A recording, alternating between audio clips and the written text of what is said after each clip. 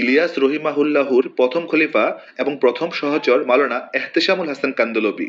তাবলিগের 6 নম্বরের লেখকও তিনি। কোনো কোনো মাশায়েখ বলতেন মাওলানা এহতেশামুল হাসান হযরতজি মাওলানা ইলিয়াস দেহলভির আত্মার অনুবাদক।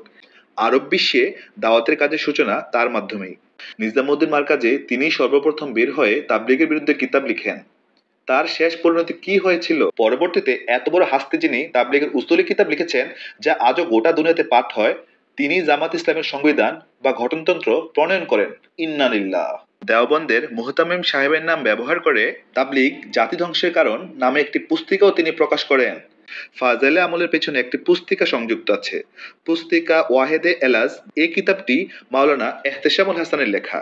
বিসমিল্লাহির রহমানির রহিম। নিজামুদ্দিন মারকাজকে ফেতনার অ্যাটম বোমা দিয়ে কেউ উড়িয়ে দিতে পারবে না, ইনশাল্লাহ। ইতিহাস তাই বলে।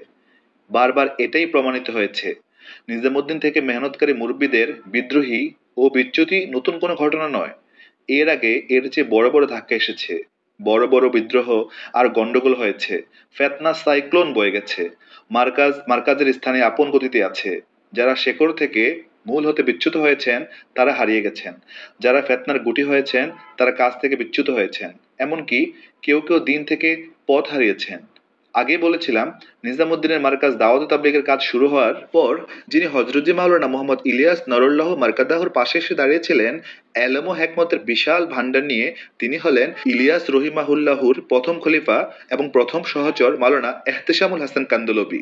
আরব বিশ্বে দাওয়াতের কাজের সূচনা তার মাধ্যমেই। এমনকি বাদশাহ আব্দুল আজিজ বিন সৌদের যে চিঠি এসেছিল দুই হজরতের নামে, সে চিঠির ওপর প্রথম এহতেশামুল হাসানের নাম, পরে মাওলানা ইলিয়াস রহিমাহুল্লাহুর নাম লেখা ছিল। ফাজেলে আমলের পেছনে একটি পুস্তিকা সংযুক্ত আছে। পুস্তিকা ওয়াহেদে এলাজ, যা প্রতিদিন তাবলিগের সাথীদের উসুলি কিতাব হিসেবে ঘরে, মসজিদে, সফরে পাঠ করা হয়ে থাকে। এই কিতাবটি মাওলানা এহতেশামুল হাসানের লেখা। তাবলিগের 6 নম্বরের লেখকও তিনি। কোনো কোনো মাশায়েখ বলতেন মাওলানা এহতেশামুল হাসান হযরতজি মাওলানা ইলিয়াস দেহলভির আত্মার অনুবাদক। দেশ বিদেশের বড় বড় জোর আর ইস্তেমাতে আকর্ষণীয় বয়ান ও তাশকিল করতেন। আকাবিরগণ তাকে বলতেন কাতেবে ইলিয়াস রহিমাহুল্লাহু। কেউ কেউ বলতেন তর্জুমানে হযরতজি। নিজামুদ্দিন মারকাজে এই ঘরের বাতি থেকেই প্রথম আগুন লাগে। নিজামুদ্দিন মারকাজে প্রথম আমিরের দোষ চর্চা এই মাওলানা এহতেশামুল হাসানি চালু করেন। নিজামুদ্দিন মারকাজে তিনিই সর্বপ্রথম বের হয়ে তাবলীগের বিরুদ্ধে কিতাব লিখেন। তার শেষ পরিণতি কি হয়েছিল? দীর্ঘ ইতিহাস।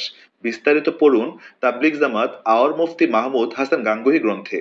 পরবর্তীতে দারুল উলুম দেওবন্দকে জড়িয়ে ওলামাদের নাম ব্যবহার করে মাওলানা এহতেশামুল হাসান এমন এক পরিস্থিতি তৈরি করার চেষ্টা করেন যার ফলে এই ফিতনা দমনে ফকিহুল মিল্লাত মুফতি মাহমুদ হাসান গাঙ্গুহি রহিমাহুল্লাহু কলম ধরতে বাধ্য হন।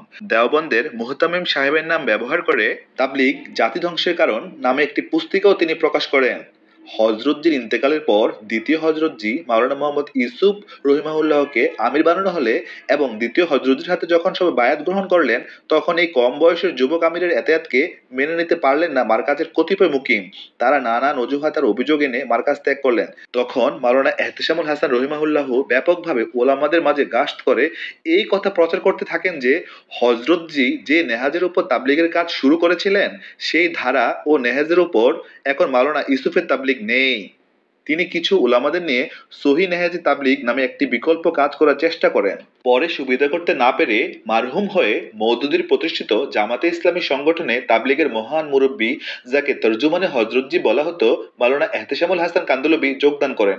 পরবর্তীতে এত বড় হাস্তে যিনি তাবলীগের উসুলি কিতাব লিখেছেন যা আজও গোটা দুনিয়াতে পাঠ হয়, তিনি জামাত ইসলামের সংবিধান বা গঠনতন্ত্র প্রণয়ন করেন। ইন্না লিল্লাহ। ফেতনার জবাব দিতে গিয়ে শাইখুল হাদিস রহিমাহুল্লাহ দীর্ঘ আলোচনা করেছেন। এর চুম্বকাংশ নিম্নে তুলে ধরলাম। অনেক বড় লেখার সারসংক্ষেপ তুলে ধরা হলো, যা আপনি শাইখুল হাদিস রহিমাহুল্লাহর লেখা জামাতে তাবলীগ পর এহতেরাজকে জওয়াবাত গ্রন্থে বিস্তারিত দেখতে পারেন। শাইখুল হাদিস রহিমাহুল্লাহ এহতেশামুল হাসান রহিমাহুল্লাহর আপত্তি, এখনকার তাবলীগ জামাত হযরতজি ইলিয়াস রহিমাহুল্লাহর ধারার ওপর নেই, তাই এখন তা ভুলে পরিণত হয়েছে। এর জবাবে লিখেছেন, আরেকটি বোকা ও মূর্খের মতো অভিযোগ শোনা যায়। এখনকার তাবলিগ জামাত হযরত জি ইলিয়াস রহিমাহুল্লাহর ধারার ওপর নেই, এখন তা ভুলে পরিণত হয়েছে। তাই এই কাজে সময় দিয়ে কোনো উপকার আসে না। এই সমালোচকদের কাছে আমার জিজ্ঞাসা, বর্তমান দারুল উলুম দেওবন্দ কি সেই ধারার উপর টিকে আছে যা হযরত নানতুবি আর মাওলানা ইয়াকুব রহিমাহুল্লাহ যুগে ছিল? এখনকার জমিয়তে উলামা হিন্দ কি সেই অবস্থায় টিকে আছে যা হযরত শাইখুল হিন্দ ও হযরত কাফায়েতুল্লাহ রহিমাহুল্লাহ সাহেবের যুগে ছিল? রাসূল সাল্লাল্লাহু আলাইহি ওয়াসাল্লামের প্রসিদ্ধ হাদিস, খায়রুল রুকুন, আমার যুগই সবচেয়ে সেরা যুগ, তারপর পরের যুগ, তারপর পরের যুগ। এই সোনালী তিন যুগ থেকে সময় যত দূরে যাচ্ছে, ইসলামের সেই সৌন্দর্য রূপ ও শান্তি ততই কমে যাচ্ছে। তাই বলে কি গোটা ইসলামকে ভুল বলে দিতে হবে বা ছেড়ে দিতে হবে? এটা তো শয়তানের একটা ধোঁকা মাত্র।